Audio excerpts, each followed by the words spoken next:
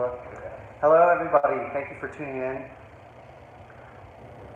I just wanted to start off with two funny, catchy stories to get your attention. I haven't done a live stream in a while, and I wanted to also introduce you to this is Mo. A bunch of our friends were mutually telling us we should meet each other because he was running a creative group called Levitating Mo. Yeah. I was trying to run a levitation school, and then I stumbled upon Benny, and he actually levitates. So we've been having some interesting conversations about belief, and just wanted to share some with you. Oh, and really quick before we get started, I just wanted to, with this is a discussion about belief, levitation, and magic, and why people believe. So it's going to be pretty interesting. We were having some really interesting conversations last night, and I wanted you guys to all join in. I think we can see your comments. What's going on there? Hey, what's up? Oh, what's up, Chris? What's up? Okay, first off, I want to give you my T-shirt. I wanted to give you my No Levitating Allowed T-shirt as a gift to you. Oh wait, this is one of the used ones. Oh well, It's beautiful. I've worn it before, so it might be even better. And I want to give you my CD of music. I actually traveled to Africa, recorded traditional African music, and remixed it to electronic music. And you guys can purchase merch as well. Down there at the bottom. I'm surprised by how much cool stuff you got. Why can't I see the comments? Okay, so hey, what's up, Simone? So anyways, and also Mo exposed me to this really cool book. I don't know if you guys know the Teachings of Rumi, but A Year with Hafez. Yeah, it's Hafiz. Hafiz. Yes. Hafiz means the one who knows, the one who memorizes, the one with knowledge, so to speak. And it's a green book, and it sort of ties back to this Sufi belief that the guide is always the color green. So almost any time I see someone wearing all green or something, I'm like, oh yes, you're the mythological guide. I choose to believe in that, and anything you say, I will take as guidance. It's almost an automatic reflex because I've been conditioned into those belief systems. Yeah. So I want to tell you these two really funny stories about like crazy superstitious Christians believing maybe some crazy things about me. But first, I just wanted to say a message to all my fans, supporters, is that the reason why I perform is because I was gifted a very amazing upbringing. I could go more into that about my life story, and I was raised Baha'i and Native American Peyote church as religions, and I realized that I almost have a duty to the world to share my interesting ideas and perspectives with everybody. And I'm not performing for fame. I'm not performing for money. I'm doing it because I want to make the world a better place. And I want my ideas themselves to be the criteria for their validity, not my levitation. I don't want people to be believing in me because they saw me levitate, which it seems like a lot of people did. But we actually, really quick, do you have an extension cord? Because I think I'm going to run out of batteries here. I need to plug this in. People started coming out of the woodwork, and it was like they wanted to see a miracle to inspire their belief in something, and I fulfilled that miracle that people wanted to see, to believe, and so all these people came out of the woodwork, telling me that I'm the return of Buddha, or these different things, and really, I'm like a trickster guru. I am the trickster. I teach lessons through trickery, and I'm a shapeshifter, chameleon, who I leave my magic up to interpretation, because I cannot insert my will upon what other people believe. People choose to believe, and people will tell themselves things. They will censor their information to continue believing in what they want to believe in. I will be whatever you want to be because I'm an entertainer. And people call me a charlatan sometimes, and really the levitation was something to entertain, something to make people laugh and catch people's attention. But I don't want it to be the basis for whether or not my ideas are valid, or whether or not, because I want to change the world. I want to make a better place of this planet that we call planet Earth, and think that there's a spiritual vacuum that is being created because older religions have become outdated and corrupted, and in that spiritual vacuum is getting filled by consumerism and by, materiality and money and stuff like this. So I think it's a beautiful day and age to fight like a spiritual soldier. To be that spiritual soldier. Here, let's get this plugged in really quick. Yeah. Thanks, guys. Here, let's put this on a table up here. Sure. Thank you guys for your patience. So it could be called yoga balance or yogi balance. Sure. Yeah, you can call it that. That's what I've called it before because it is a feat of strength, balance, and meditation. I want to tell you two really funny stories that happened. I actually started telling you this and I was like, oh, maybe it'd be funny to tell you over YouTube so I can tell all of you guys. And so the first time that I had a crazy superstitious Christian approach me, I was levitating as a street performer in Santa Monica, and he comes up and he says, do you accept Jesus Christ as your Lord and Savior? And I'm like, well, I mean, I accept Jesus Christ as a prophet, one of the major prophets from God, and it's a very legitimate religion. And he's like, is Jesus the Son of God? And I actually have an issue with that because I think it's based up to interpretation. I don't think that Jesus was any higher or more important than Moses or Zoroaster or Buddha. And then he's like, I could tell he's a little upset. He's like, well, I don't see, I was like, yes, Jesus is real, and I'm like, I don't think that, he's like, well, I don't see a cross anywhere on anything that you're doing here. So, because I don't see a cross, you must be employing the help of demons or black magic. Because in his mind, if he sees anything that's supernatural, if there's no cross attached to it, it must be demonic, it must be evil. That was what was in his mind. And I turn to him and I say, well, tell you what, I have a little secret for you. And I lean in and I'm like, I am. He's like, you must be getting help from the devil. And I'm like, well, I have a secret for you. I am the devil. And if you kill me, you get a free ticket to heaven. And he just like turned away really quick. He was like, and like just stormed away from me. He wanted to get away from me as fast as possible. What makes black magic? I would say black magic is the intention. There's white magic, gray magic, and black magic. And white magic is any magic that has the intention to do good for other people. Gray magic is usually magic that doesn't do any harm to other people, but it's for selfish intentions, like you're doing that magic for yourself. And black magic, a lot of sex magic is actually black magic. You're trying to get somebody to fall in love with you. That's doing intentions on somebody else that could potentially harm them. So black magic is anything, voodoo dolls or anything where you're trying to harm somebody else. And with magic, depending on what kind of magic it is, there's an adverse reaction or a response back to you of good or bad, tenfold sometimes, 5 to 10-fold it will come back to you. So if you do black magic on somebody, it will be bad for you. It will have bad luck. Yeah. I mean, so, and was that the first time that somebody came up to you during a performance and said you were using demons? Or that was the first time, and it was before I went on television. Yeah. And I had 2 other people kind of like ask me for a blessing. Like one Asian woman was like, will you bless me? And I put my hand on her head. And I told her, like a Baha'i prayer. And then another time this guy was coming up to me street performing, asking me to heal him of his tinnitus of his ear. And kind of what I've learned is that people will believe whether or not, no matter what you tell them, if they want to believe. And this comes to our discussion about belief, that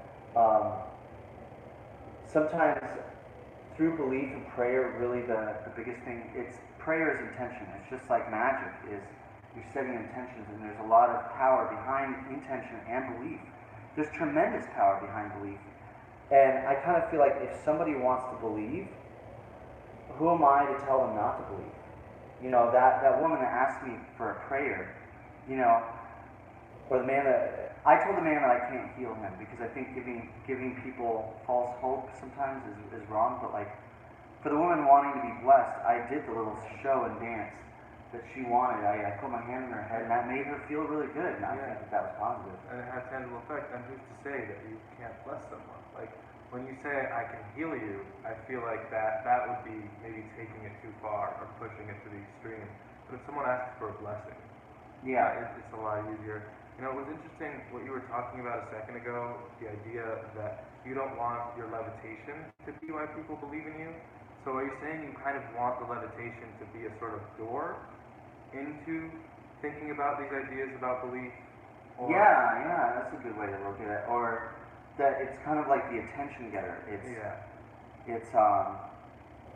you know, just throughout time, you know, it's just the way to draw. It's the means of attraction. Yeah. To get people, you know, to be like, look at me, I've got something to say, everybody.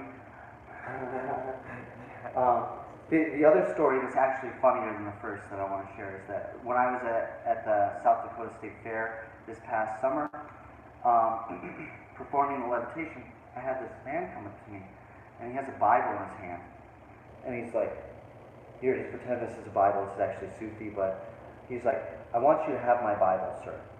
And I'm like, oh, I'm fine. You know, and he's like, no, please, take my Bible. It's a gift for you. And I'm like, actually, sir, I have a nice bigger Bible at my house. It was like a little pocket Bible for cowboys. Do it now.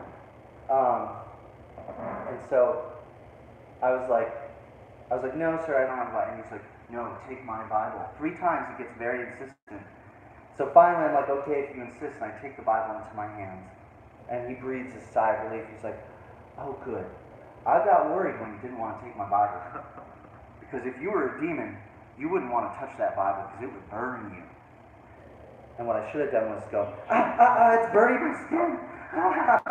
You know, just for a good laugh. But I mean, those stories are really interesting to me just because even despite the hostility that those two people were conveying, they really believed in you. They really believed it. They believed it to the point where the only way they could explain it was you're blessed by Jesus himself or you have the powers of demons. Yeah. And so, like, they're not skeptics. Those are real believers. They just couldn't sort of fit it into the system they already had in place. And the only way they could think about it was either A, demonic, or B, you know, blessed by the cross. Yeah. But to a certain degree, they are skeptical in thinking that it is demonic because they're afraid of that. Yeah. You know, and I mean, belief is incredible. Belief has been exploited so much by religions and just, you know, by con artists, and you know, people's fears have been exploited to try to get people to believe in what they want them to believe in. He's telling stories.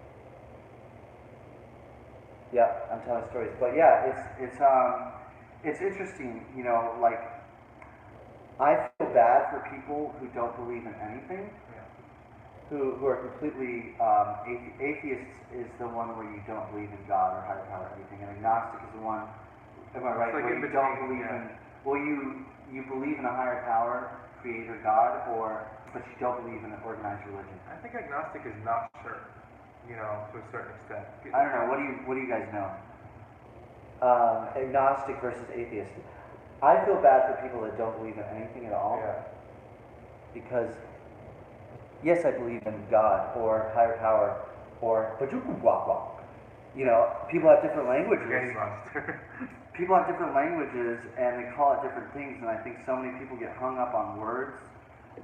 That, Muslims call it Allah. It's genderless. The only reason why our languages are formed in gender pronouns a lot of times, so, you know, people refer to God as him, he. One thing that I learned is that, this is my spiritual joke, is that God loves to play.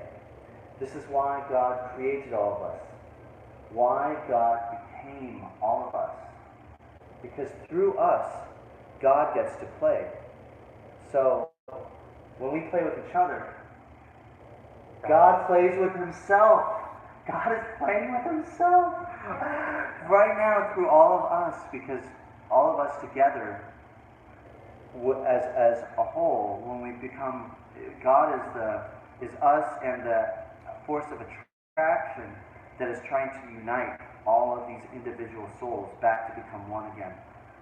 It's like we are each like a seed of God that's planted, and we are growing our spirit bodies in this world. One of my favorite Baha'i teachings that you'll probably like is that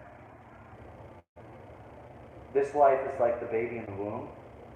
The baby in the womb is growing fingers, eyes, nose, mouth, all these things that it doesn't understand in the womb world what they will be used for in the physical world. The same is true for our spiritual qualities, love, selflessness, kindness, trustworthiness, honesty, all the virtues, and our love and devotion to higher power, Spirit God. We don't understand what they will be used for in the next world, in the spirit world, but we need to grow those. That's what this world is for. It's like the womb for the spirit world, and it's very important that we seek out these spiritual, that we grow and we learn from our problems and our difficulties, because the problems in life are the difficulties that push us to grow. And so it's important to live spiritually, because when we are reborn into the spirit world, when we die, it will become very evident of, now I'm in my spirit body. These are all the things that I needed to exist and survive here and flourish in the spirit world. So if you're, a selfish, horrible person in this world, you don't grow, you'll be stuck like developmentally disabled in the spirit world, seeing other people have grown their angel wings flying around, and you would be like, darn, I wish I would have grown more in the physical. That is really cool. This idea of God as playful and of us as building ourselves towards a spirit form, that we were meant from bodies, like we're spirits trapped inside the corporeal. It's really interesting. It reminds me of a lot of what stuff that he says, where he's constantly talking about, I went over to God's house and we were playing around, hanging around, and then you came knocking at the door, and I was like, what's the password? And you didn't know the password, so we couldn't let you in, and I was trying to whisper it to you through the door, and the password is always, love kicks the ass of time and space. So in order to access that playful God state, love is the only route. And it sort of reminds me of what you were saying about virtues and growing these virtues, getting closer to, you're saying God plays inside of us. So that implies that somewhere around here there's a spot where God exists, where God rests. And it's sort of expanding that part of you and getting closer to your spiritual self, which the way you were describing it was through virtue. Through things that may seem a little useless or impractical in real life, those are in fact the most practical things for your spirit self. Well, and in some ways, virtues can get in the way of your existence in the physical. Like if you're too honest or you are too kind, people in this world will take advantage of you. Same is true for the babies growing fingers, eyes, legs. Eventually, they get in the way in the womb, and the baby must be born. And I mean, I believe that for most people, this reality is the hardest reality, because I believe that this is the only reality where you can use lying and deceit as a tool to, for gains within this world. I think that when you are reborn as a spirit body, you kind of become your thoughts. People can see your sins. And because of that, you will no longer have the ability to lie to people in the next world, because people can see you fully. You will be transparent. So those people that learned dishonesty as a tool to succeed in this world will no longer have that. And so they will be, stunted. Their growth will be stunted, because they'll be like, oh my gosh, I don't have this tool of dishonesty to use anymore. So do you think that one good thing to do in this physical world is to work towards that level of honesty and transparency? Or do you think we should maybe try, as you were saying, it can be harmful to you in the physical world. So even though it's harmful, should we aspire to that? Or Yeah. I mean, I think that there's a happy balance. Why can't I see the comments? Let's see. Oh. Yeah, I do think that's okay. So people are asking a couple questions. Really, I don't know why this is a pain. Why are you sleeping? How does one learn and able to be aware like you have? Well, I would say that you have to read and educate yourself. I mean, I recommend the Baha'i Faith as a spiritual guide, just because it's very open-minded to all other religions. For one thing, it's not saying that we're the only right way. So as a Baha'i, I can read the works of Rumi, and Rumi is really inspiring. I would like, if anybody wants to, if you'd like to hear a quote, a passage, first person to say their birthday, I will read one quote that corresponds to your birthday.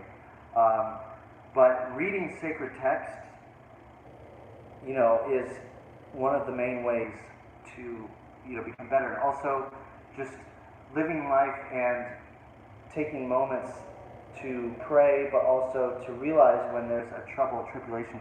Okay, so March 21st was the first one. Yeah. I'll read March 21st and then October 17th. But, deepening yourself in spiritual texts, because these guys were spiritual teachers. There were prophets from God. God has a promise with mankind to help guide us.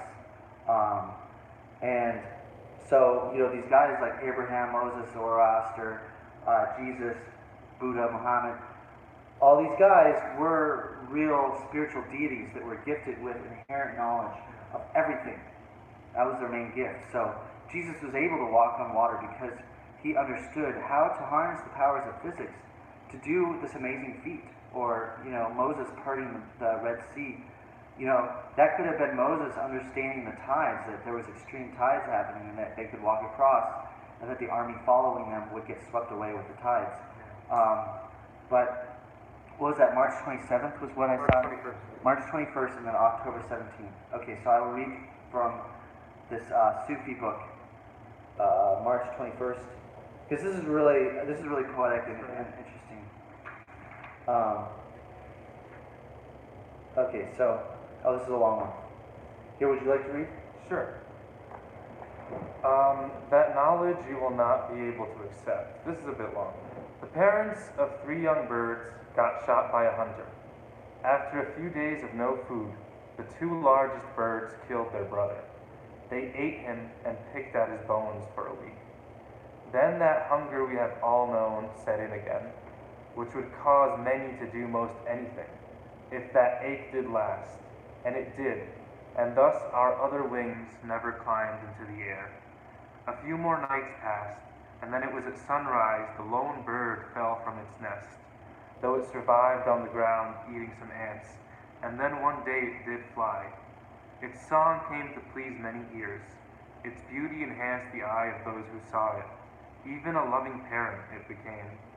The guards at the gate of heaven are such good friends of mine. You should know. You should know there is nothing you have ever done that is not innocent, and will in any way be judged as wrong by anyone of true wisdom. But such knowledge you will not be able to accept until your ways and an angel's ways are more similar.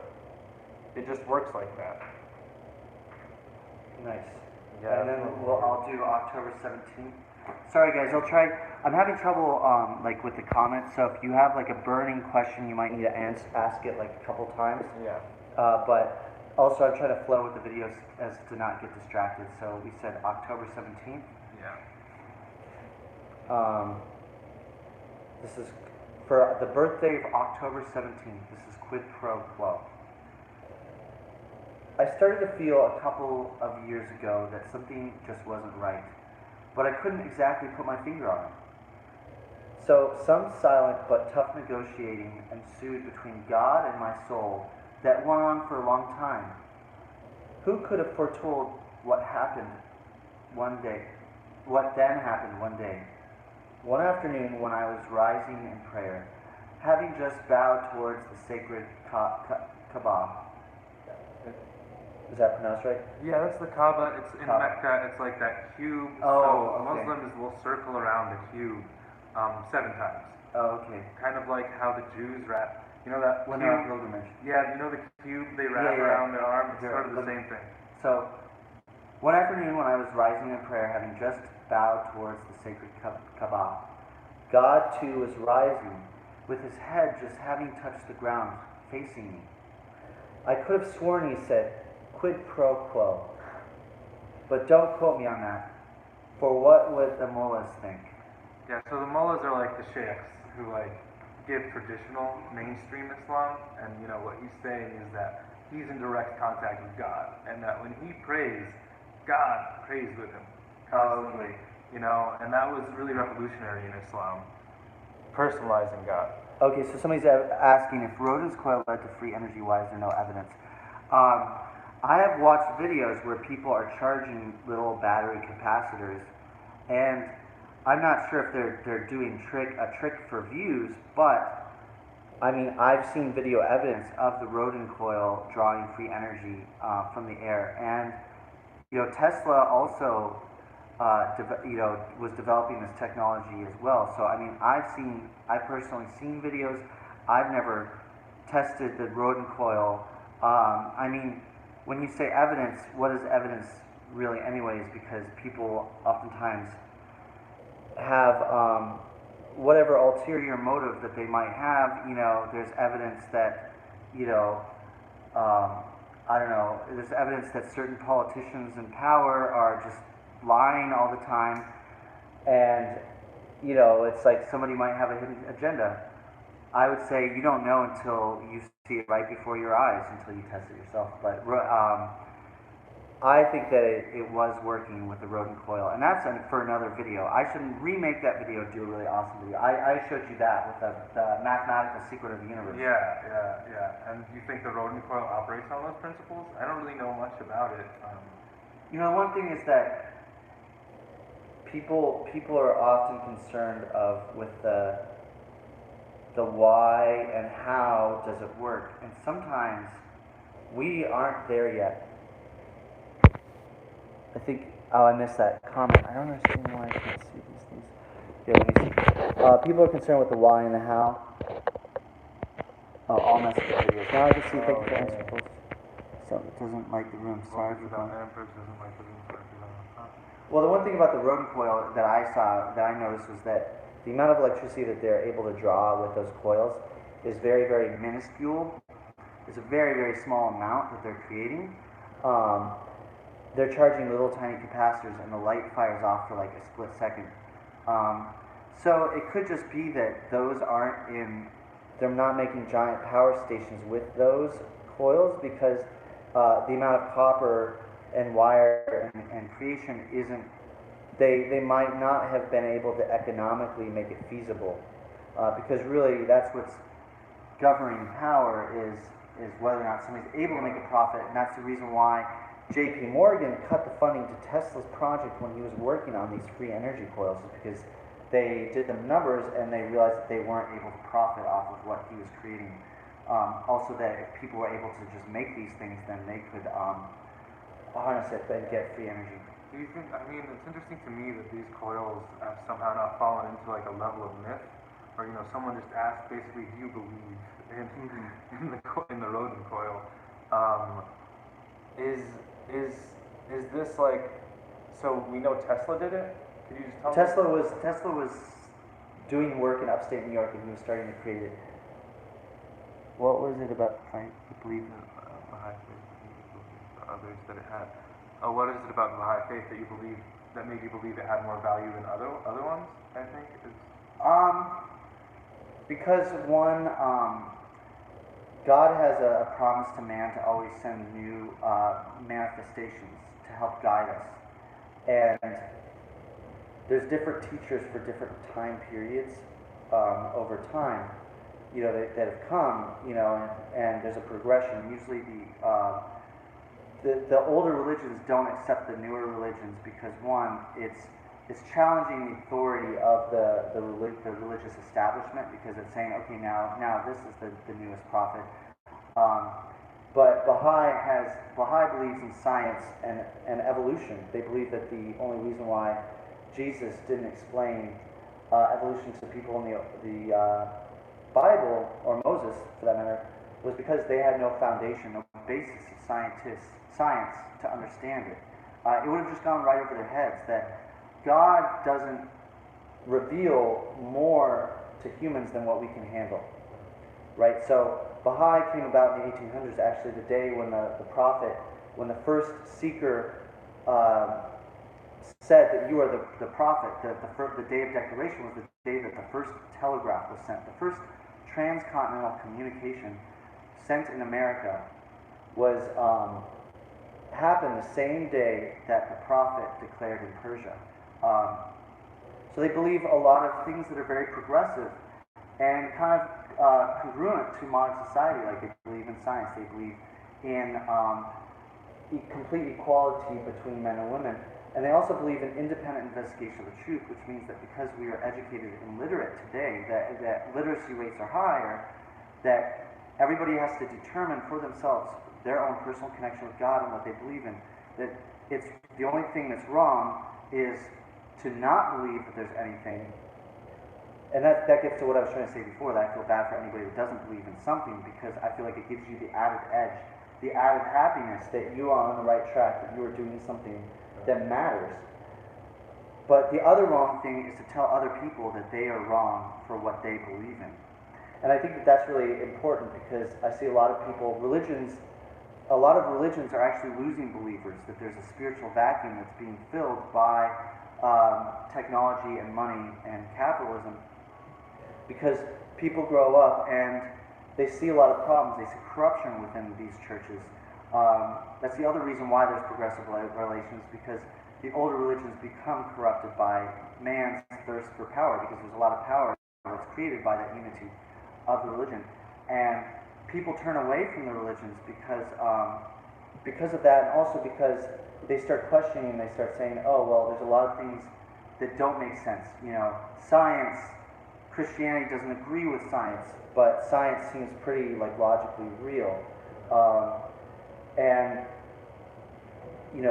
So they turn away, and that's one reason why there's a need for, people to see the message of the Baha'i Faith, is because it kind of fulfills all of these, it advances the teachings of Christ and all the other prophets to a modern point. Like Baha'is believe that the prophecy of Revelation, the end of the world, is actually prophesizing the Industrial Revolution, the telecommunications revolution, and that old world of medieval ages, the Romans, knights in shining armors, has ended, because nobody's going to give up their technology that we have today. We're not going to give up our computers or our understanding of medicine or these things and go back to the old world. And therefore, the old world has ended. It's now a new age, and this is the interpretation. The Baha'i interpretation of Revelations was that it was done in terms that those people 2,000 years ago could understand. And that's the main point, is that, Jesus wasn't going to reveal to those people more than they could handle, right? So when he's speaking about Revelations and these changes that we see today, the 4 horsemen coming down from the sky, that could be referring to 4 pilots, each in different airplanes, flying in formation. Could you imagine Jesus trying to explain the internet? We are having this conversation over the internet right now. Can you imagine if Jesus tried to explain the internet? First, he would have to explain electricity. Then he would have to explain how microchips and circuits work in a computer. Then he would have to explain that the Earth is round, and there's satellites that are sending these signals to create this web of the internet. People still thought the world was flat back then, right? It would have been too much. It would have confused them. And for the Baha'i don't have priests or clergy telling you what to believe or what the writings mean. This is why Christianity was formed. It was formed for an illiterate people, because people couldn't read the Bible for themselves. There were only a few people that were able to achieve literacy in those days, and those people became, either priests or clergy clergy, or there was also like, what would they call it, with people that would read for you? You'd hire them to read.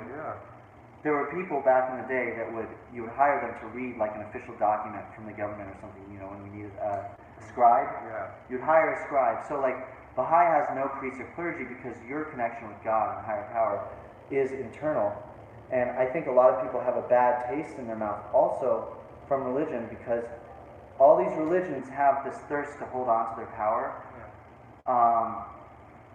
So they say that, our church is the only right church and all the other churches are wrong. Well, yeah, I mean, that's what struck me as really interesting about Baha'i, and obviously I don't know too much about it, but it seems like a lot of other religions close off belief to other things, so they give you like a static belief system, and then they forbid you from, delving into other belief systems, whereas the Baha'i Faith allows you to really explore other things, and the beliefs are constantly evolving. You were saying there's a prophet for every time period.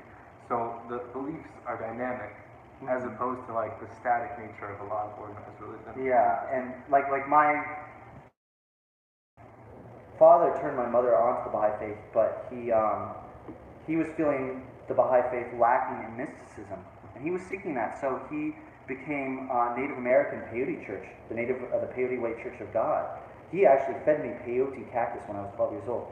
So that's part of why I was saying I have this inspiration to be a performer and to kind of, do these feats to attract people to my messages, because I feel very fortunate that I was raised these two religions that were on opposite sides of a spectrum. Native American church is very ancient, primal, earthy. It people worship the ground that they walk on. Every tree has a spirit. There's a God inside the mountain. And Baha'i is very modern and progressive, believing in science, evolution, equality between men and women. And they're both very open-minded to the teachings of other religions. That, as a Baha'i, I can read the Quran or the Torah, and it's all truth within the Baha'i Faith. All of those books are truth, but the Baha'i Faith looks at it in the perspective of this was the truth that was sent down for these different people. And not to say that today, like, there's people in the Bible Belt that, like, still, even though Baha'u'llah has come, which they view as like the return of Christ, even though Baha'u'llah has come, those people in the South, in the Bible Belt, still need Christianity. Like, that's where their headspace is at. And Baha'i is only right for people who are seeking something that the Baha'i fits with. And so people in Papua New Guinea that still are worshiping animist gods, that are still an animist religion, where different physical objects are animated by spirits, that's what is right for them still to this day, and so nobody has the place to say, you need my religion, this is right for this should be right for you, It's to each his own, and if that's what speaks to you, if that's what helps you become a better person, because religions are just tools. Yeah, but see, it's awesome because it prevents you from ever saying to someone, my truth is better than yours. Yeah. Which is, I think, where a lot of animosity and aggression comes up. Yeah, so that's why, I think that that's what's right for me. Yeah. And that's why, I also try to propel the knowledge of the Baha'i Faith, because I think there are a lot of the problems within the world, a lot of the fighting and war and bloodshed is actually because of organized religion having that corrupted mentality of our church is the only right church, and if you don't get converted to our church, then you're our enemy. And I feel the Baha'i Faith has this desire to create world peace through religious tolerance. We have free will. Yeah, we have free will, Janet.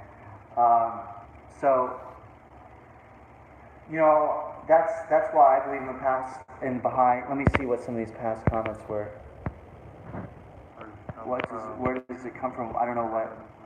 My head was.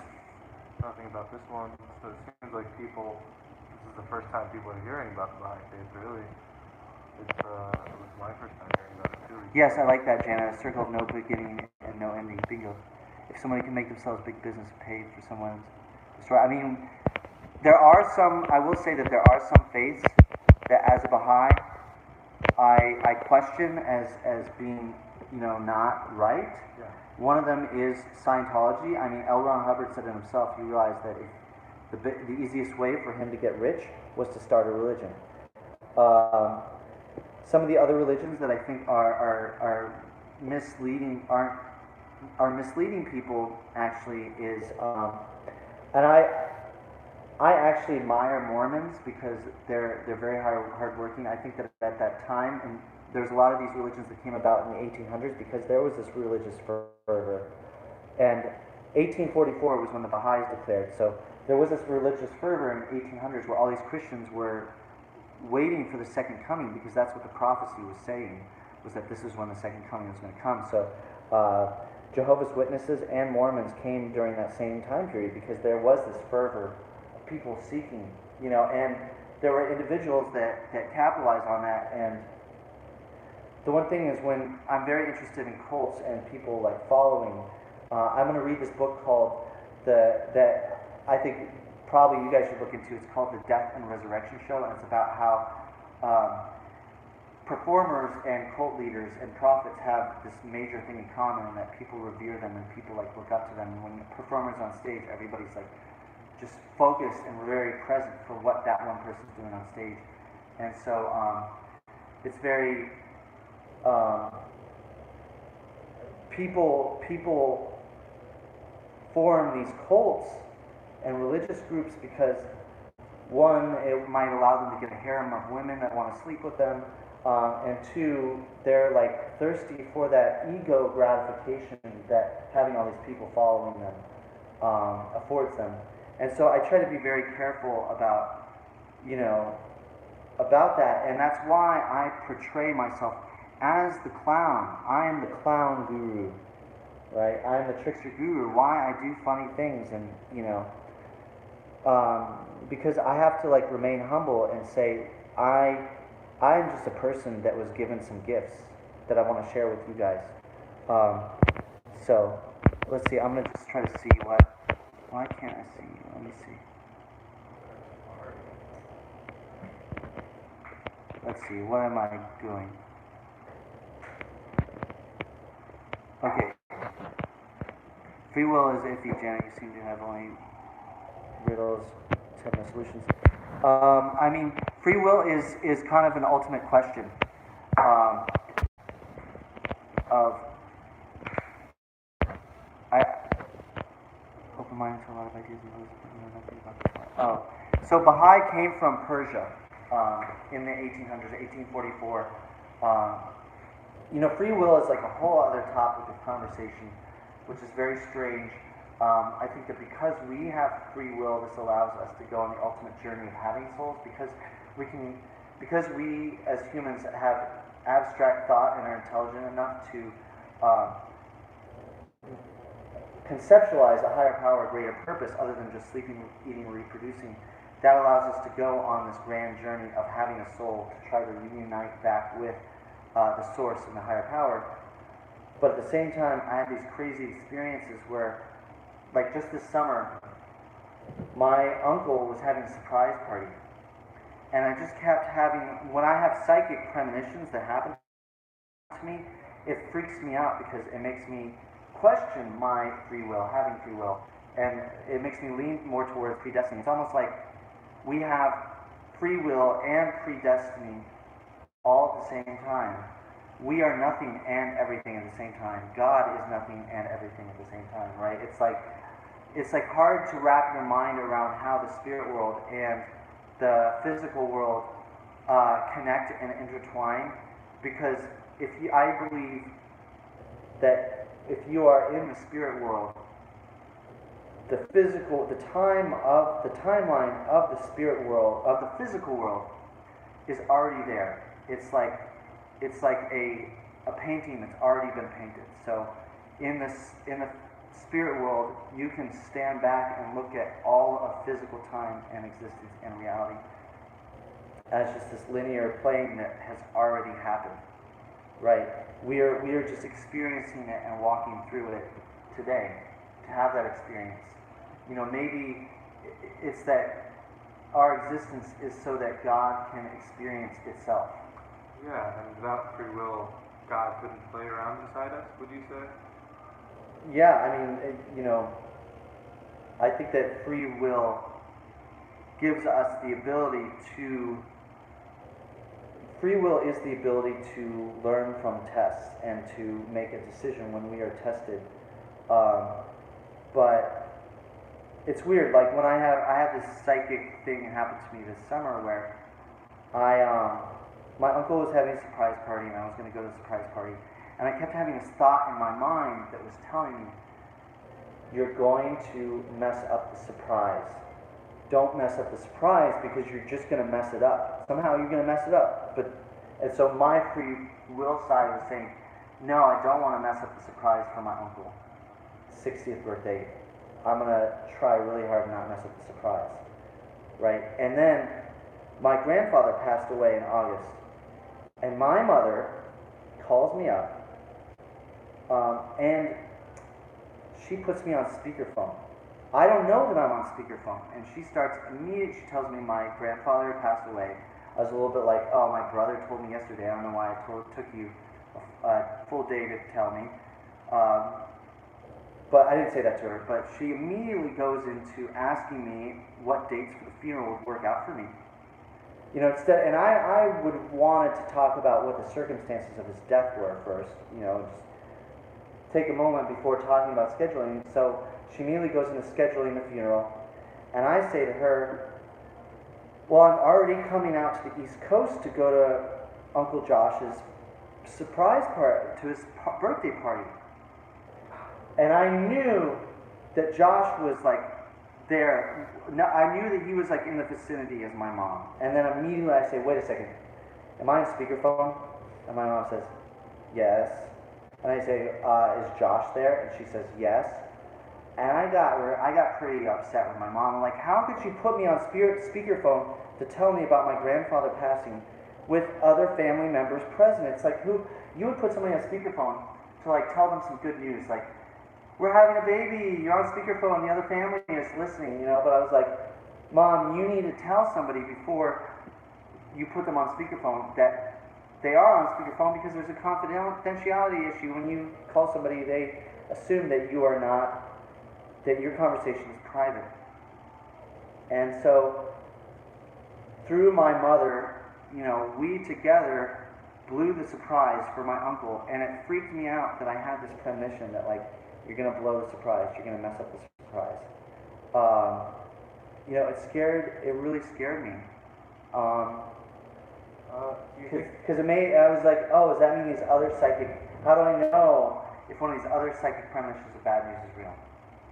Yeah, and it's hard to separate it from like a self-fulfilling prophecy, where you start thinking you're going to mess up the surprise, and then because you've thought about it so much, it sort of ends up inevitably happening. Or do you think it was straight premonition? It made me think that it was straight premonition because I kept having this thought, and that's happened to me before, with other things. I'd have to remember what the other one was. There was one that was pretty major as well. Yeah. That's fun. I think one included a dream that I had, but yeah, I definitely, it's sort of like, it goes back to belief when you're saying you believe it was a premonition. So your belief that it's a premonition, in part, creates this feedback loop that makes it a premonition. You're affecting, I just can't tell whether it's the chicken or the egg, whether you're affecting the reality by what you're thinking about, or whether what you're thinking about is from the future of reality, yeah. Because in that situation, the circumstances of reality, things were just set. Things just got set up. My grandfather passed away. Things just got set for this chain reaction of my mother. The reason why my mother puts me on speakerphone is because she is deathly afraid of cell phone radiation, so she doesn't want to have the phone up to her ear. She's one of those tinfoil hat people that's trying to block all the cell phone radiation. So just all of the things that were going on prior to that set it up for that to happen. and sometimes that's just inevitable. What did you say? Dang it! Why? I hate YouTube. Why it doesn't? I don't want to waste my energy on fools. Okay, we'll do one more birthday because we'll do July 13th. Actually, that's also my mother's birthday. I share your beliefs is helpful to force your beliefs on others. That's true, Butner. That's a weird name. I like the idea of getting to know the person, not just special ability more. Squirrel seems like he's a cool guy. Okay, Chris Bova, just being mean. Change the shirt. Yeah. Yeah. Yeah. So, anyways, I'll read one more birthday, and I just wanted to also tell you that I don't wear these robes all the time. Part of the reason why I wear these spiritual clothing is because for me it's part of the ceremony. It's part of the experience that I'm offering for other people. I want to offer this experience when I perform, and no, I don't need it to levitate or do these things. But that's why I do it, and I don't like walk around all the time. You've probably seen some of my other videos. I wear just regular clothing. I wear all kinds of stuff. I dress up like the old man Vegas showgirl sometimes. I saw that yesterday. I had a similar experience where I felt like I needed to put this on, that like it was a part of sort of the ritual. Before I go, there's a link at the bottom where you guys can buy like these 2 different T-shirts that I have. I also have. Where's that CD? Oh, it's right here. I also have my music on Bandcamp. To search Special Head on Bandcamp. If you want to help support me by purchasing some tracks, I traveled to Africa, recorded traditional African music, remixed it, and I even got caught in a civil war situation going to obtain that. So that's crazy. I want to hear more about that when you get the chance. I apologize if I missed a question of yours. When I'm done with this, just really quickly, I'll take a moment to answer any questions. This is my first live stream in a while, and I've had great support from you guys, so thank you. I really appreciate it. You're welcome to donate or do a super chat, or my Patreon is also available.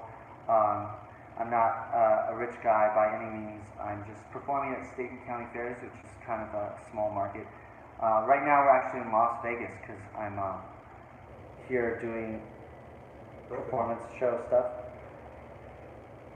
So after I'm done with this, if you have any burning questions, I'll answer them, and then I'll let you guys get back to the rest of your day. Thank you guys. July 13th, the root of the rose. Here, do you want to read? No, go ahead. No, you go ahead. I've been mostly talking. All right. In this cup I am drinking from, I can see the face behind every face. A well now, where creation has been drawn, I am. How can a jug being carried on the top of my head contain everything? A galaxy can appear in the reflection of a small, clear pool, right where the moon may appear smiling at you from a body of still water. A fish might leap out and swallow that orb whole, and who is to say, maybe then lay it at your feet? Within an arm's reach is all I desire, so I am never in want. The root of the rose I have become, from loving the way I did. Man, I love Sufism, it's so poetic, and there's so much imagery in the writings of Sufism. And I really love that I believe in the Baha'i Faith because it allows me to believe in Sufism or believe in Buddhism. My mother believes in the Baha'i, but she's now Buddhist because Buddhism goes more in depth into different styles of meditation. So, the awesome thing is she can accept Baha'u'llah and the truth of the word of Baha'u'llah, but also go to Buddhist Shambhala retreats, and practice that. Yeah. I mean, that's really, I was talking about earlier, that's really what struck me as the coolest thing about the Baha'i Faith is just dynamic belief, being able to modify your belief and not being stuck with what's preached to you. No worries, Chris. So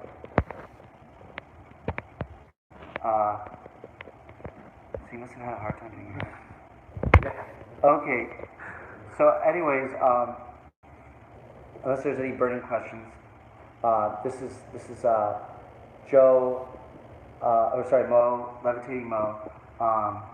He is a creative writing professor in grad school at UNLV, Wow, you University remember. of That's Las awesome. Vegas.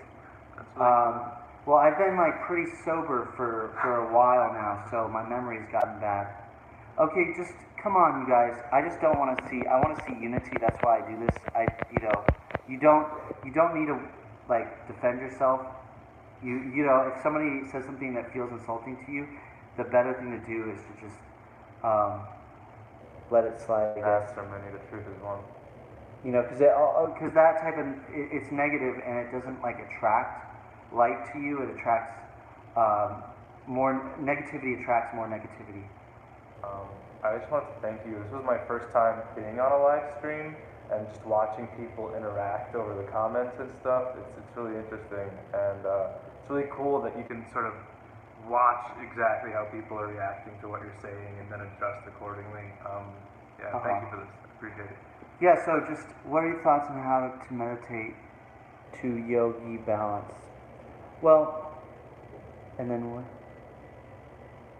Hi, Kavi, the great. So as far as meditating to do levitation, I will also say that there is, you guys have made it to the end of the video, so secrets come out. I reveal things progressively as well, and the longer you stay tuned in, the more little snippets of secret and riddle I will allow to be manifest. Because the honest truth is, I don't want. Eventually, I will be teaching more people, but I don't want everybody to start levitating because honestly, I want to have a good run. I want to make a career out of it.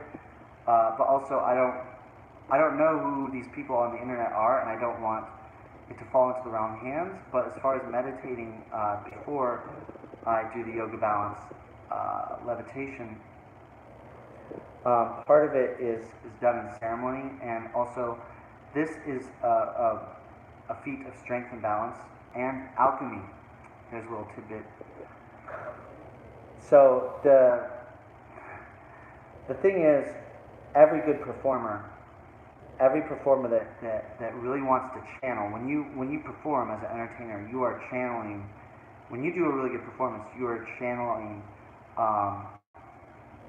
energy from somewhere else. And in channeling, part of that is meditating.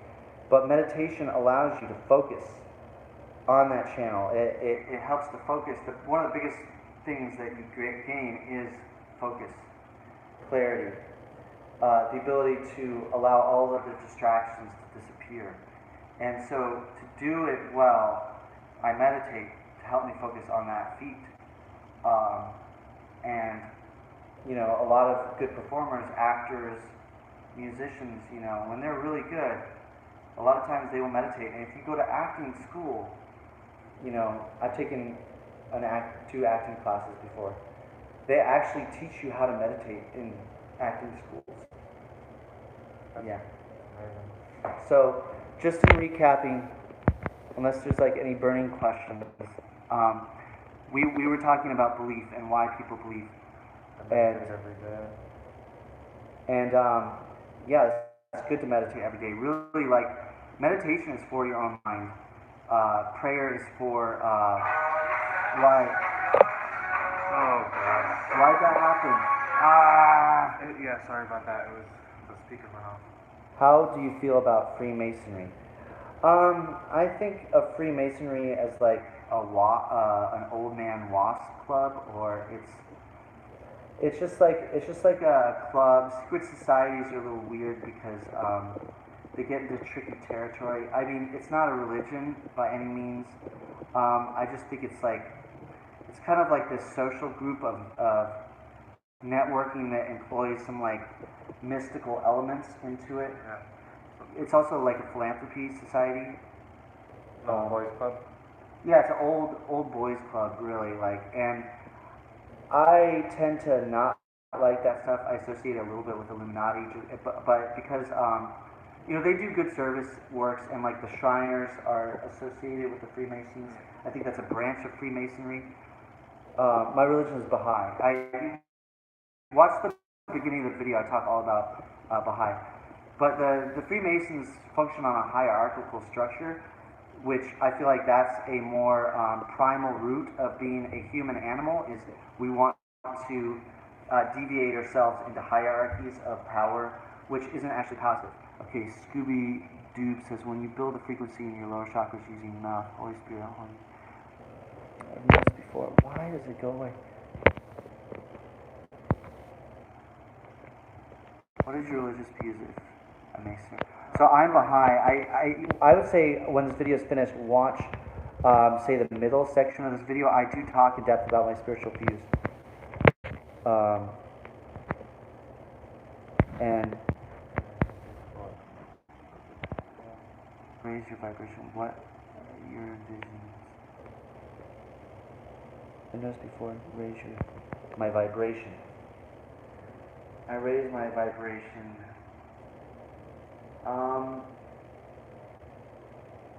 I guess I do it because that's what feels the best when I'm doing it. The thing about the levitation is that it's actually very, very physically demanding. As I call it, yoga balance. It's very physically demanding on my body. And so a lot of the stuff that I'm doing with the throat singing, I don't know, I just kind of fell into it. Like, I taught myself. Some of the things said on America's Got Talent were not true. Yes, I had a guru teach me how to meditate, but the levitation itself, I figured out on my own. And I just kind of taught myself. So the vibrations and frequencies, things that I do, I just do it because that's what feels good. That's what feels the best when I'm doing it, because honestly, the levitation itself is kind of really uncomfortable. And I've toyed around with creating my own forms of meditation. Like when I'm meditating, sometimes I feel like this, like my third eye chakra is vibrating. And then I kind of like try to alter the way my eyes are positioned while I'm meditating. I try to like alter, just kind of like where my consciousness is centered within my mind. I like try to alter that to calm down this vibrating of my third eye chakra, because it starts to feel uncomfortable. So I've experimented with this in meditating. I don't know if you. Well, I mean, I think you've sort of developed your own methodology of like how you get into those focused states, and I think it's different for everyone. When I sit, I just have to focus exclusively on the breaths and count the breaths one by one by one, in, out. Oh yeah, I do that too. Yeah, I don't get to a place where I can feel a third eye opening, which I think might be like a higher progression, or like an ability to focus more deeply. I don't know if that vibrating is like what's going on. I did get shocked in the third eye by the Tesla coil. I do this stuff with the Tesla coil, and I literally got shocked right here. There's a video. The last video I posted was me being shocked in the head. I've experienced that trip. What do you feel like? Is he talking about DMT? What? Yeah, I think they just said. Let me DMT. see what you said. I have to do this every time to see these videos. Fishing. Yeah, that would be funny. I've experienced DMT. Is it a trip? Hey, what are you?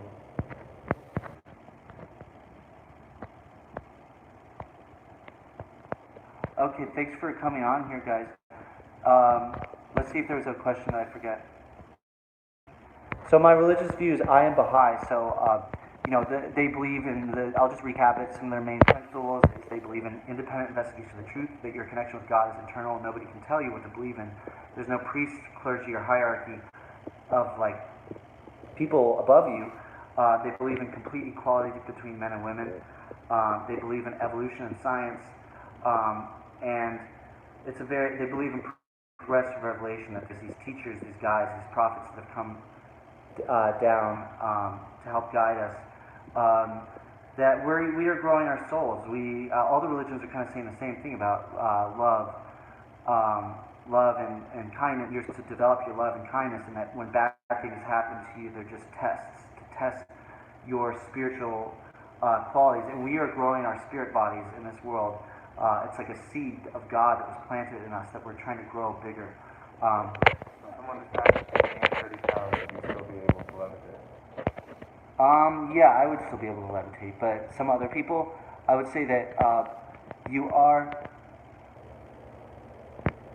Yeah, so I would actually tell you that body weight does have a lot to do with it, as a matter of fact, because you, in order to do what I do, you basically are having to counteract the force of gravity. Gravity is this force of living on planet Earth. If we aren't in Earth, in space, you would float. You would be levitating all the time. So you're having to match the force of gravity with an opposing force. So yes, like your weight is something that is fighting that gravity. So if I weighed more, I would have to work extra hard, and I actually have been trying to lose weight, like 15 pounds. You know, at my lightest in adulthood, it was 150 pounds, and at my heaviest, I was like 180 pounds. I've actually lost like 18 pounds since I started trying to lose weight, because I noticed and gaining weight, it became harder to levitate for longer. Oh, thank you, Butner. Let's see. Oh yeah, okay. The tip of the tongue on the roof of the mouth. Yeah, okay. I've created these spinning balls of energy and internalized them. I have done that type of meditation. This was like a Kundalini meditation to like just increase the Kundalini flow.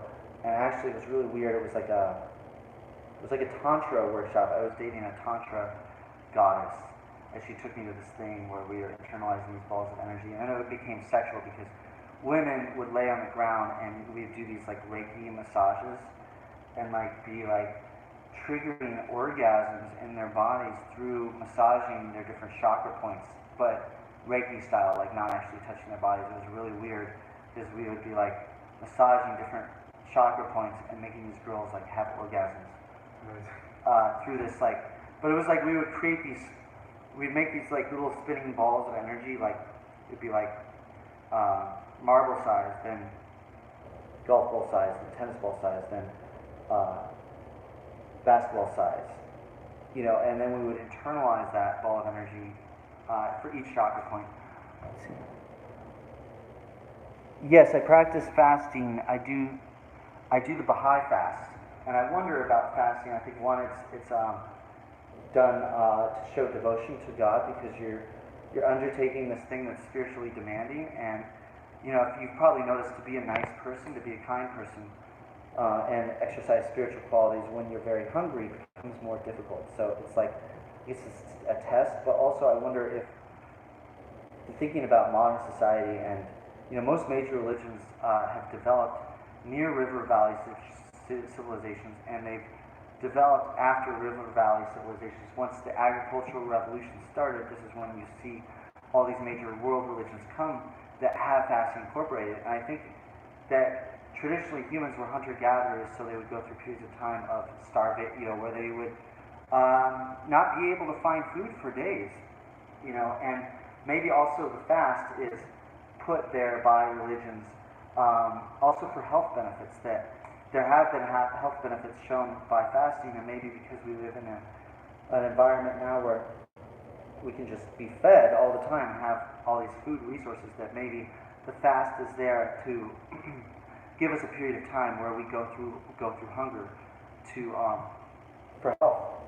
So what is the Baha'i fast? Is there a specific aspect to it that makes it a Baha'i fast, or is it the same?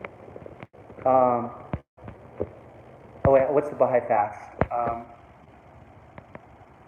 Oh, no worries, Janet. It's okay. I just don't want people. I get annoyed when people start like insulting each other. That's all. But I don't think you guys are being that bad towards each other.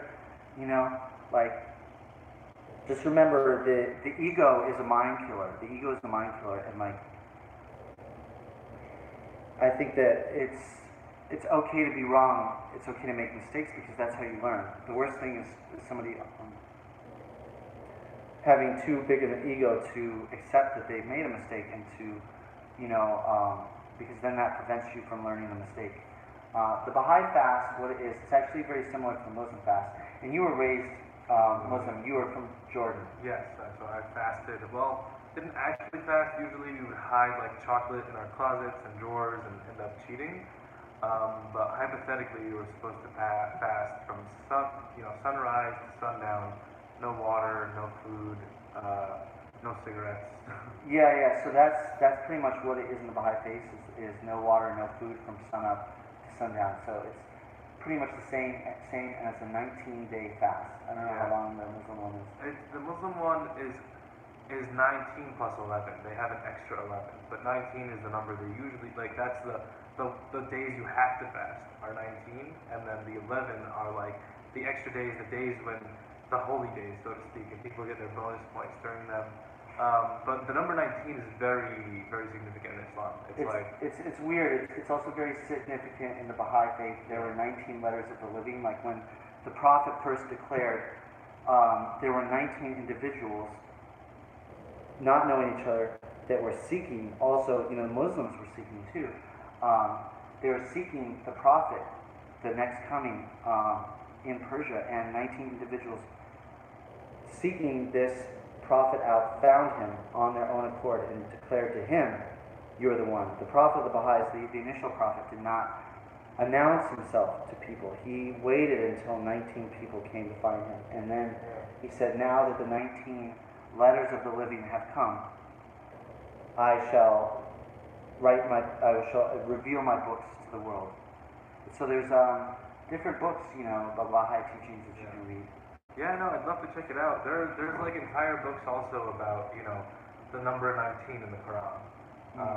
So like the Quran follows like a spiral circular pattern, and it all divides over the number 19. Kind of like those magic boxes you showed me. Magic squares. The magic squares. You could run one of those on the Quran with the number 19. Like, you guys remember me showing you this? The road, and this is vortex mathematics, and the magic square, a point at which real magic tricks, and mathematics all intersect. It's as if it's like the mathematical secret of the universe. That's beautiful. I love showing that to people. Anyways, it's been like 72 minutes. Thanks, Jonathan. You guys are awesome. I really appreciate all of your comments. I hope you guys liked the kids show that I made. It took a lot of work. I did that for the younger generations. What is unfair about Tantra groups is they speak of this concept that the male orgasm must not be released, as opposed to the female orgasm who can freely climax over and over. There is no logical reason. Here's the thing. Do you use crystals? I feel like crystals are also part of the experience. I use a crystal singing bowl to make the tones that I make. I feel like there's certain powers in different elements and objects. But then also a lot of that is just that, crystals look nice and they look powerful. And so part of that is part of the experiencing. And then, so just the last thing, I just wanted to comment. Sonny, are you still on here, Sonny Prophet?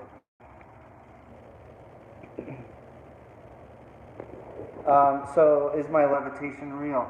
And like I said, about belief, I cannot tell people what to believe in. I've learned a lot of interesting things about belief. That, people, it's this thing that makes people high.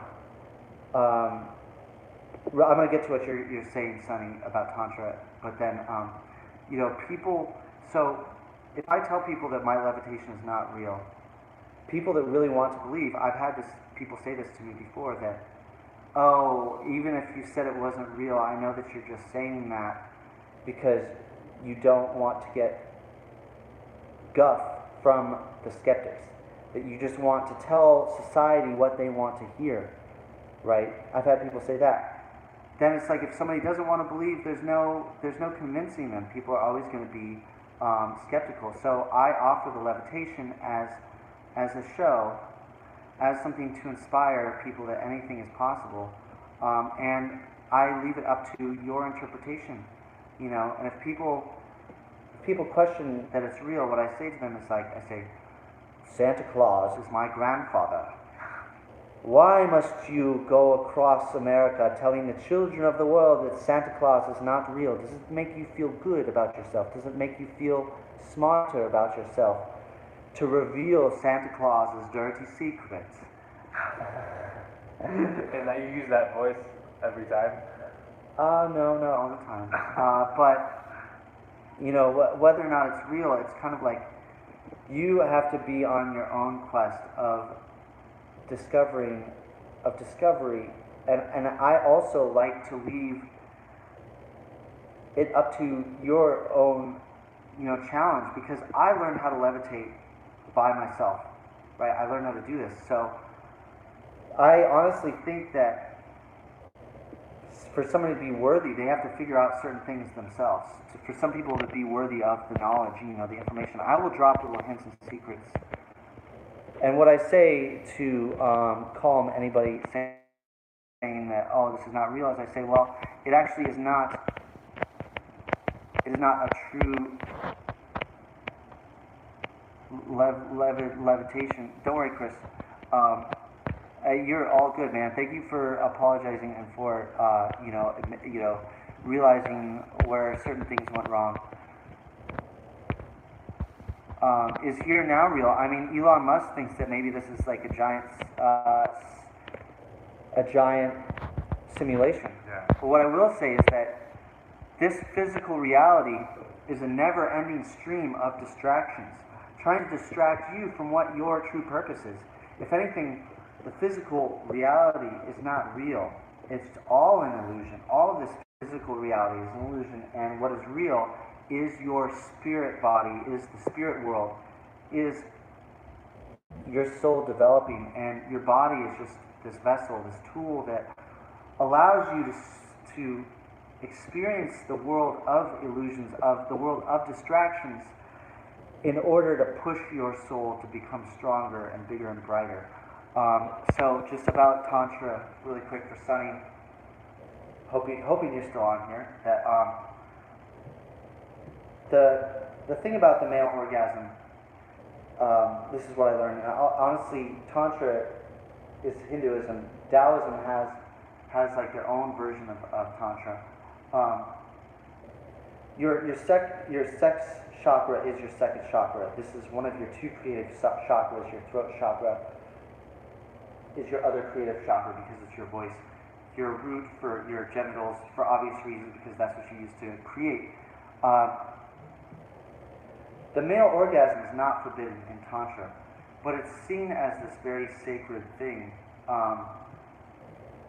Because, for one thing, to produce the male semen, and also in Tantra, you can have, the orgasm isn't bad necessarily, but they see the actual ejaculation of the semen as this very sacred thing, as this energy force that you are releasing every time you ejaculate.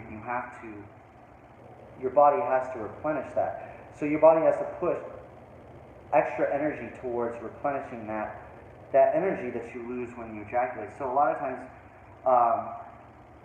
men that are into Tantra that are also artists will refrain from ejaculating because they want to preserve that creative energy, because they want to be more creative in life. Men will ejaculate in Tantra, and like my partner that I had, she would want to like internalize that into her body. It was a very special thing. It's not that it's forbidden or anything, it's just seen as this very special thing that you're releasing your life force energy. Whereas for the woman, the male is more like giving his energy to the woman, and the woman is receiving that energy. It's like she has the flower that is pollinated by the male. So it's just that it's seen as sacred, and actually there's a lot of, there's like this pathway in Tantra where men will try to have an orgasm without ejaculation, because then they are able to achieve that feeling, that sensation without that release of energy. But also, women can ejaculate too. If you've ever been with a woman that has a squirting orgasm, it's just that male and masculine and feminine are two very different types of energy. That the man has this initial seed, and it all comes from evolution and procreation, is that the woman is receiving his energy, And then when she receives that energy, she internalizes it, takes it, and then incubates it and creates this life. Whereas the male, is left to like just roam around and spread it all over the world. This is why I found in gay culture, I feel like gay culture can be very slutty and machi and like because there's not the feminine energy to balance out the masculine energy in gay culture, and feminine energy is much more of a nesting energy where like the feminine kind of balances out this male what men have evolved to just want to roam around and spread their seed everywhere. The feminine energy balances that out with like, oh well, you have to show me that you truly care to have me.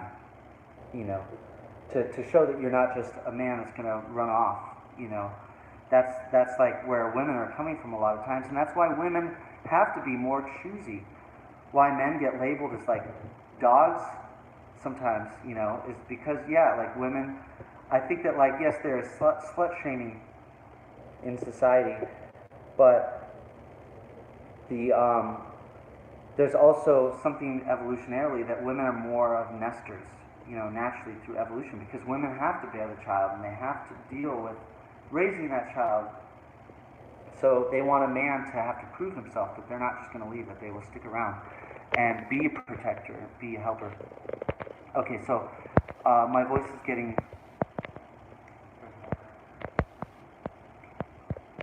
can you still perform the levitation? I don't know, a three-way, empty, I don't know. Sorry, Sonny, the question, I don't really understand it. Jesus need to know.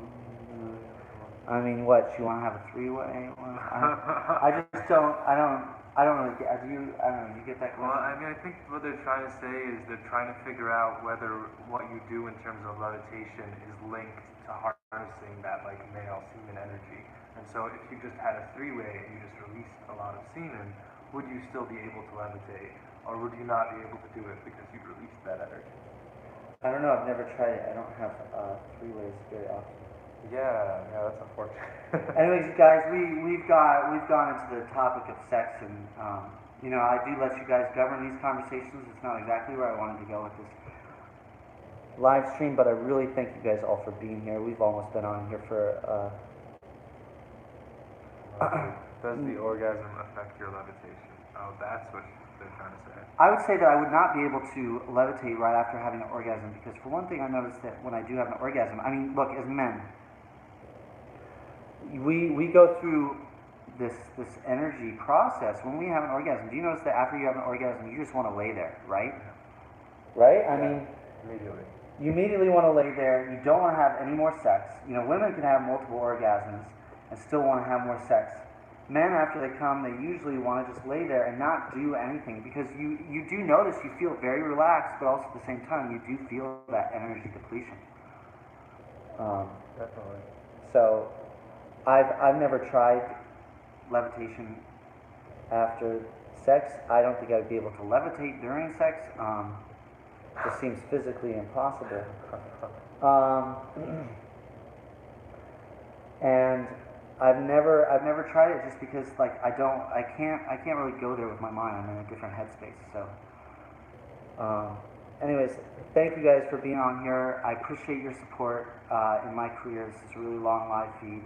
If there's anything you guys want, I was talking a lot more about belief at the beginning of the video, and religion, the Baha'i Faith, and all that.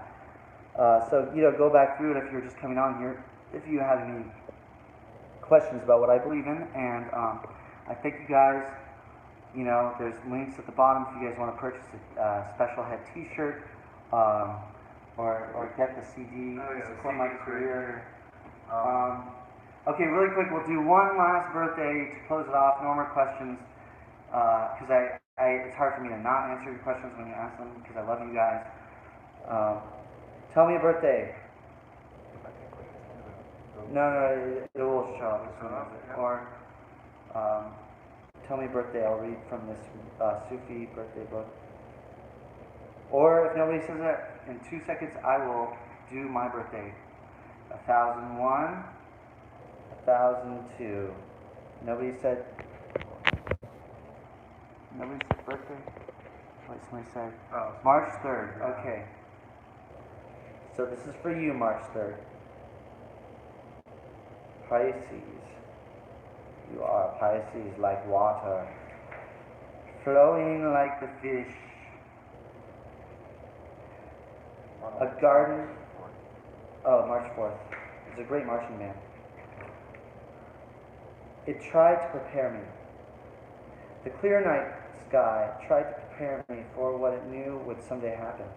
It began to show me ever deeper aspects of its splendor, and then one evening just directly asked, "Will you be able to withstand your own magnificence?"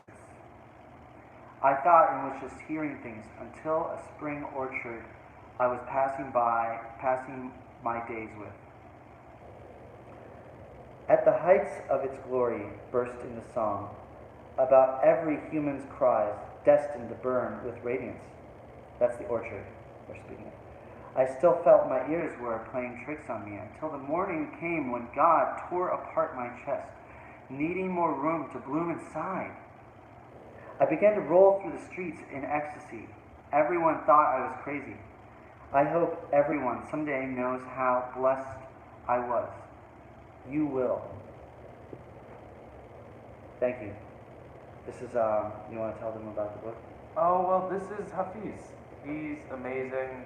Some people say he got his gift of poetry from the ancient guide. And he's a lot more confident than Rumi. I think a lot of people who are interested in Sufism here in the US are familiar with Rumi. He's a little more playful, whereas Rumi, like I was telling you earlier, is really describing a code of ethics. Hafiz is really just trying to have fun. And sometimes he'll refer to himself in his poems. He's like, "Oh yeah, when you come across me, Hafiz, you will remember that I am the master, that I have reached a level of enlightenment." Whereas most Sufis never say that. They never say, "Oh, I've reached this," or "I've reached that." Hafiz kind of brags sometimes, but it comes across as more playful than braggadocious. One thought that I'm going to leave you with, that I forgot to say earlier, is part of the process of belief. To reach a point of belief in something that you can't explain, that you don't understand, because that's really what belief is you believe in something you don't understand, but you believe it to be true. The precursor to that is seeking answers, and seeking enlightenment. And here's the crazy thing that I've noticed, and this is why sometimes I get a little bit cautious of my fans and the people that believe that I'm something special, is that a lot of times I find that a lot of people that are seeking these answers are they're hurt, they're vulnerable, they are to be a seeker, you have to have some sort of a lot of people have they feel weak, right? They see strength and power in my levitation, and they want me to teach them because they want that strength. Some are teenagers that want to defeat their bullies, and they think that they can defeat their bullies through learning levitation. And so, like one example is so to come to these conclusions, to find these alternative religions, faiths, or beliefs, a lot of times people come to that place of seeking that and finding that because they felt beaten down in life. They felt misunderstood by society. They felt rejected. All these things that are essentially negative. Through being pushed down, through being oppressed, a lot of times like that allows people the opportunity to work harder internally on themselves and to rise up above that oppression, above that just animosity, hardship, the bad things that they have to deal with. So I just find that very interesting, like precursor, because like my mother, for example, she had two brothers, and for some reason my mother was abused by her mother, but her mother did not abuse her brothers, and she realized later in life that it was due to her mother being jealous of the love that her mother's husband, my mother's father, had for his daughter, that he would be gone on long work trips and come home, and my grandmother actually got jealous of the love and attention that the father would pay to his daughter. And so, through that resentment, my grandmother abused my mother. And because my mother was abused, it made her have some mental health problems in college when she was in her 20s. And she actually, got institutionalized for a point in time. And because she wasn't happy, because she had that tumultuous times in her life, it made her a seeker. It made her seek out spirituality and alternative spirituality, because she was raised Quaker, and that just didn't work for her. It wasn't bringing her the spiritual contentment, because that's really where the root of true happiness comes from, is spiritual contentment. Because of that, it turned her into a seeker, and because she was a seeker, she sought out alternatives, and she discovered the Baha'i Faith. She would have never discovered the Baha'i Faith had she not been a seeker, had she not had those hard times, mental times in life. Whereas my uncles, her brothers that were not abused, they're both pretty much agnostic. Like, they don't follow religions. They're not very spiritual in my mind. I mean, they're nice people. They're good people. You don't need spirituality to be good people. But I think that you take any person and you add spirituality to them, they will become a better, kinder person. It reminds me of you were saying with the Baha'i Faith how they see suffering as a test, as a trial, so to speak, to bring you to a deeper faith. Yes. So yeah, and in the end, like, while my mother, it was hard to have her as a mother. She had a lot of negative aspects. She would slap me. She was like not the greatest mother, because she had these mental issues, uptight, just like issues. I'm thankful that through that abuse that made her a little bit crazy, I was able to discover the Baha'i Faith, because she adopted it into her life and practices, made her a Baha'i. Through that, seeking and hardships, I was given the gift of being enlightened to the Baha'i Faith. And, now my mother practices Buddhism, because that's the ultimate thing of the meditations that the Buddhists offer. Really helps her to center her just inner being to a positive place, a place of positivity and contentment. So I thank you guys all for being here. I will speak about vortex math. I've already done it in one of my other videos. Just type in special head vortex math or special head magic squares. Special head magic squares. I already done it, and I want to make a new video about vortex math. But I'm getting fatigued from talking so much, and I need to drink water. And you guys have been a great audience. I appreciate each and every one of you. Thank you, and thanks for sharing my videos and for sharing me and what I have to do. And thanks for, if any of you guys want to donate or to the Patreon, or buy a T-shirt. You could always buy a T-shirt, and that's a great way to help me in my career. So thank you guys. Wow, 19 people just came on. I'm at the end of the video, but thank you guys for being here, and I talk all about my beliefs in the beginnings of this video and the belief structures, and I want to delve more into cults and some of my other I will do these live streams and these videos where I talk about spiritual topics. I'll try to do some more often. Have a happy Labor Day. Goodbye and peace to all of you. Take care. And I'm going to be back on America's Got Talent Champions, just to let you know. Secret. I'm going back on TV. And in the spring, winter, February. It will be awesome. Bye, everybody. How do I end this? Bye, I love you. I love all of you. Oh, wait, really quick, look where I am. Let's see. I just want to show you. Oh, you can't see. I am back in Las Vegas. Bye. Thank you, guys. Thank all of you. You guys. The skies are blue. red roses too.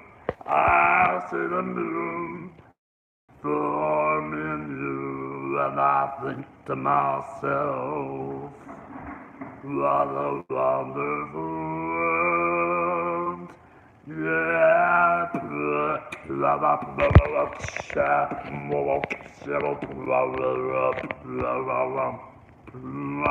I'm trying to end this video. I can't figure it out. Whoops. Sorry you guys had to see that. Okay, how do I end the video?